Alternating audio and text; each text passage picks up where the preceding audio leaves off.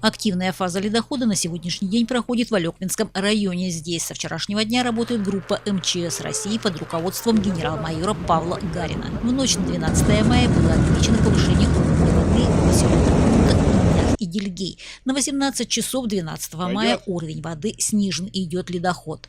Поселка Инях и Дельгей в данное время идет густой ледоход. Уровень воды составил 820 сантиметров при критическом 1000 сантиметров. Было отмечено повышение уровня воды в селе Кыллах. На 18 часов уровень составил 960 при критическом 1000. Отмечается небольшое снижение. У населенного пункта Дабан и Первый Нюртянск идет густой ледоход. А в районе поселка Кыллах уровень воды составляет в настоящее время 954 сантиметра, минус 35 сантиметров за 1 час. Жители села Первый Нюртянск готовы к половодью. Вода вся везде. Ну так и должно быть, потому что это должен он промыть на поля. Вода уходит в протоку, да? Если в Кыллах остановка, то у нас тут нижнюю деревню топит.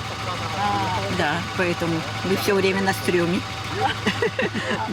Как вообще сегодня получается? Когда начала подступать вода? Ну, вода где-то после обеда, да? После обеда начала. А так-то все нормально. Последние 3 дня здесь организовано круглосуточное дежурство. В наследии имеется 2 ПВР. Значит, это в здании школы и в здании Центы Дабаян. Значит, оснащены 40 комплектами спального белья, постельного белья, матраса, подушки.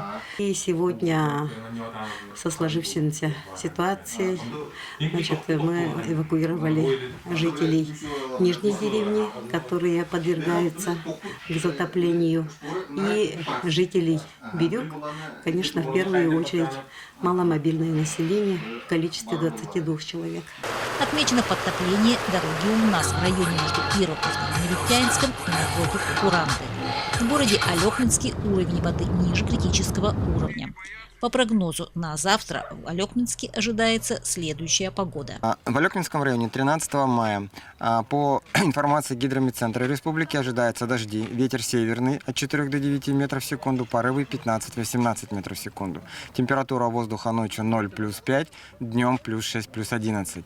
Елена Фаст, Алекминск.